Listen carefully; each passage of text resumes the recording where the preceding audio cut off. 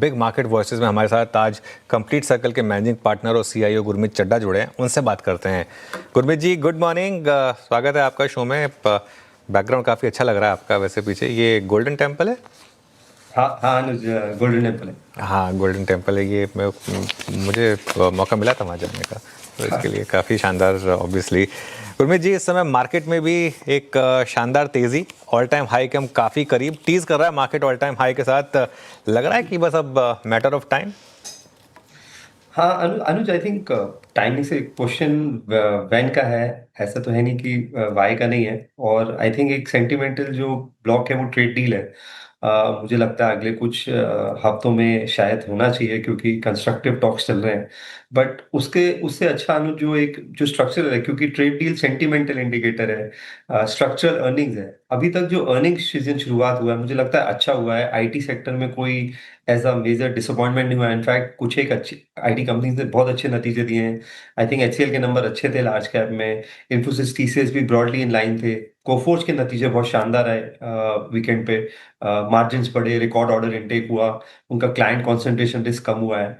Banks के नतीजे बहुत ही अच्छे रहे हैं। मुझे लगता है कि बैंक में और री रेटिंग देखने को मिलेगा, और दबा के एफडीआई आ रहा है अनुज। आप देखिए, आरबीएल हो, फेडरल बैंक हो, सम्मान कैपिटल हो, यस बैंक में पिछले 2 महीने में मेरे हिसाब से कुछ 60-70 हज़ार करोड़ का एफडीआई आया है, जो कि बहुत पॉजिटिव इंडिकेटर है सेक्टर के लिए। तो जैसे जैसे अर्निंग्स बेटर होता जाएगा अनुज, आई थिंक ये जो रैली है स्ट्रक्चरल होगी। लेकिन अगर अर्निंग्स वीक रहा और मान लीजिए ट्रेड डील हो भी जाती है, तो सेंटिमेंटल होगी और हो सकता है फिर वहां पे ज्यादा स्टे ना करे। तो मुझे लगता है अर्निंग्स थोड़ा सा पिकअप हो रहा है, इकोनॉमिक एक्टिविटी पिकअप हो रही है, वो एक अच्छा अच्छा इंडिकेशन है। ना बिल्कुल ठीक है।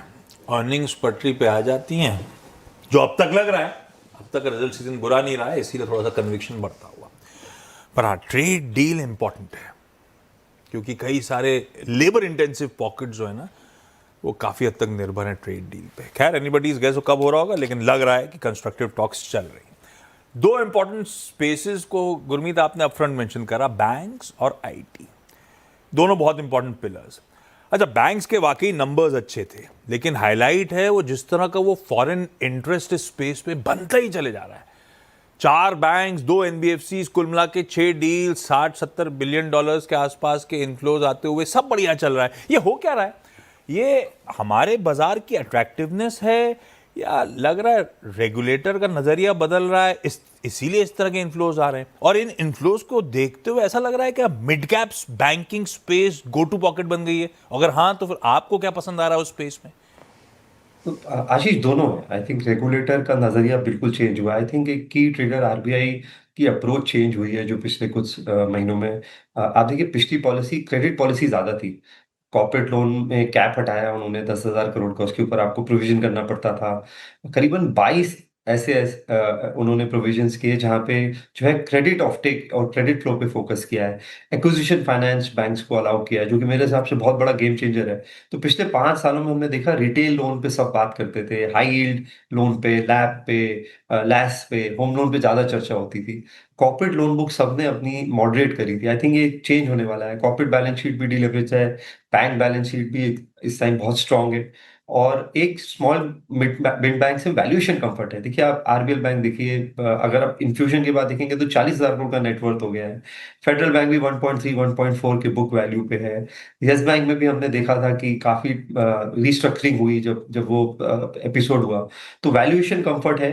आरबीआई का नजरिया, मुझे लगता है और रिफॉर्म्स देखने को मिलेंगे। मैं सरप्राइज नहीं होऊंगा कि कुछ कॉर्पोरेट साइड पे जो कैप है 10% की, 5% ऑटोमेटिक रूट से और 9.9 जो है आरबीआई के अप्रूवल से है, उसको भी रीलुक करेगी आरबीआई सिलेक्टिवली अच्छे वेल गवर्नड कॉर्पोरेट्स को लेके। तो मुझे लगता है ये बैंकिंग रिफॉर्म्स 2.0 लोड हो रहा है। और कहीं ना कहीं ये जो सीरियस लॉन्ग टर्म इन्वेस्टर्स हैं, जिसे हम एफडीआई बोलते हैं, वो इसमें इंटरेस्टेड हो रहे हैं। और क्रेडिट ग्रोथ पिकअप होगा। आप देखिए, जैसे जैसे इकोनॉमिक एक्टिविटी बढ़ेगी, मुझे लगता है अगले साल का क्रेडिट ग्रोथ नंबर काफी पॉजिटिव तरीके से सरप्राइज करेगा। ओके, चलिए, तो ये बात होगी कुछ इंडिविजुअल स्टॉक्स और सेक्टर्स की। गुरमीत, इस समय अगर आपको फ्रेश कैपिटल डालना हो और आपका 2 से 3 साल का व्यू हो, तो कुछ स्टॉक्स जो आपको इस समय अट्रैक्टिव लग रहे हैं, या तो रिलेटिव स्ट्रेंथ के हिसाब से, अर्निंग्स के हिसाब से, वो क्या होंगे? अनुज, एक स्पेस जो मुझे हमेशा पसंद रही है वो सीडीएमओ स्पेस रही है। फार्मा में। आप देखिए लॉरस के नतीजे बहुत शानदार आए, उनकी जो पूरी इन्वेस्टमेंट की उन्होंने, और इस स्टॉक को लेके काफ़ी बाज़ार डिवाइडेड रहा है, क्योंकि ये एक ऐसी कंपनी है जिसमें जो R&D है, वर्कफ़ोर्स 22-23% है। 5,000 एम्प्लॉइज़ में लगभग 1200-1400 जो है साइंटिस्ट हैं R&D में, जो कि मेरे हिसाब से हाईएस्ट है। और जिन्होंने इन्वेस्टमेंट करी थी, अब पे ऑफ होना शुरू हुई है। अब CDMO मिक्स देखिए, बहुत बेहतर होता जा रहा है, शानदार ग्रोथ है। तो ह्यूमन हेल्थ सेगमेंट अच्छा कर ही रहा है। क्रॉप साइंस और एनिमल हेल्थ में बहुत ट्रैक्शन आपको आगे देखने को मिलेगा। सरप्राइजिंगली ARV में, जो एंटी रेट्रोवायरल है, जहाँ पे बहुत प्रेशर रहा है, उसमें भी रिकवरी देखने को मिली है। तो मुझे लगता है फार्मा आउटसोर्सिंग, CDMO एक ऐसा स्पेस है जो, मैं पहले भी बोल चुका हूँ, ये वो स्पेस है जहाँ IT आउटसोर्सिंग था लेट 90s में।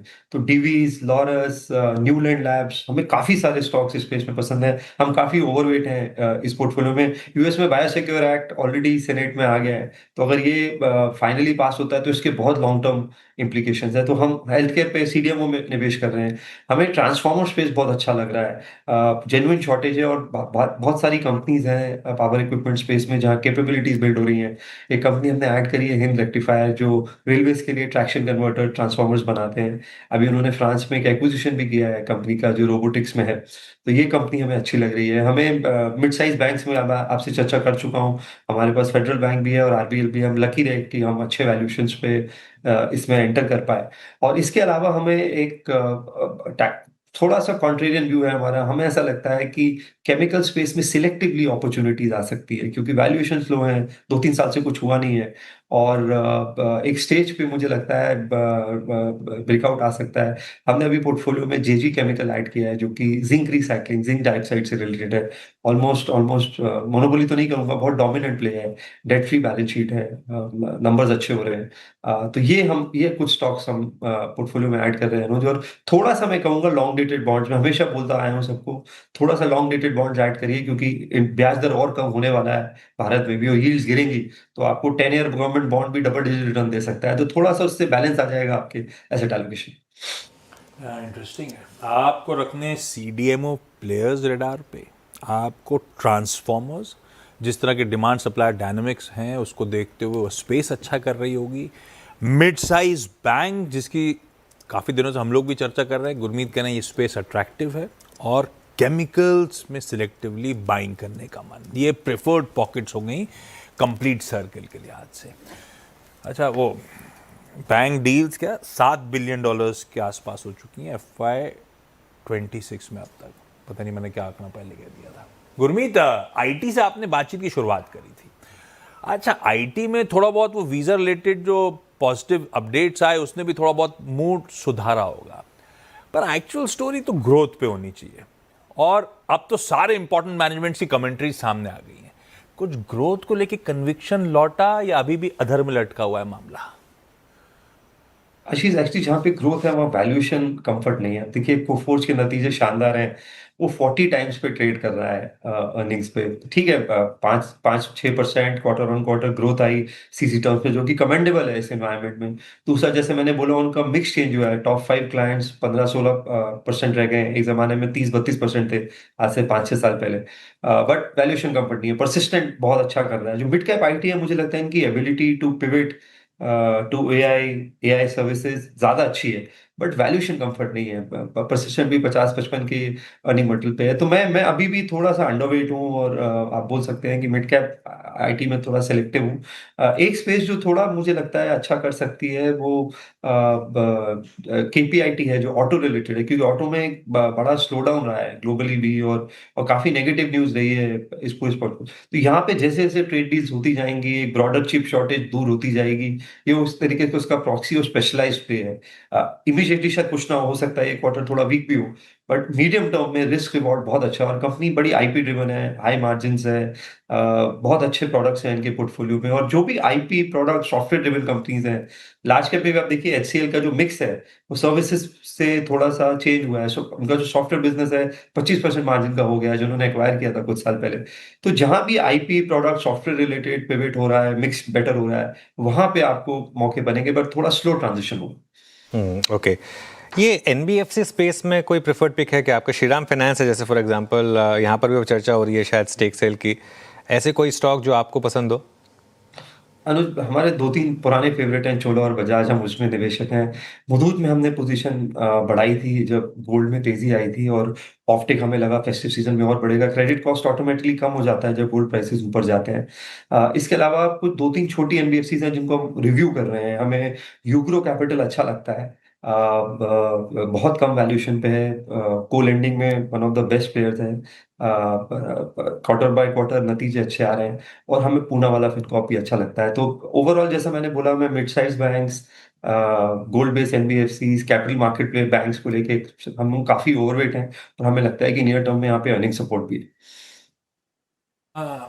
ठीक है, तो जो पुराने प्रिफर्ड एनबीएफसीज थे उन्हीं के साथ जाएंगे। लकी रहे किसी फेडरल बैंक, आरबीएल बैंक पे दाव लगाया और दोनों में विदेशी पैसा आ गया। ये विदेशी पैसे के एंटिसिपेशन में लगाया था या फंडामेंटल पसंद आ रहे थे उन दोनों मिड कैप बैंक्स के?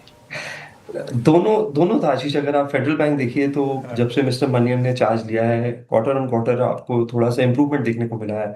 उनका कासा मिक्स बेटर हुआ है। अगर आप उनका देखिए 31-32% हो गया है। केरला बेस्ड बैंक से आप पैन इंडिया प्रेजेंस बना रहे हैं।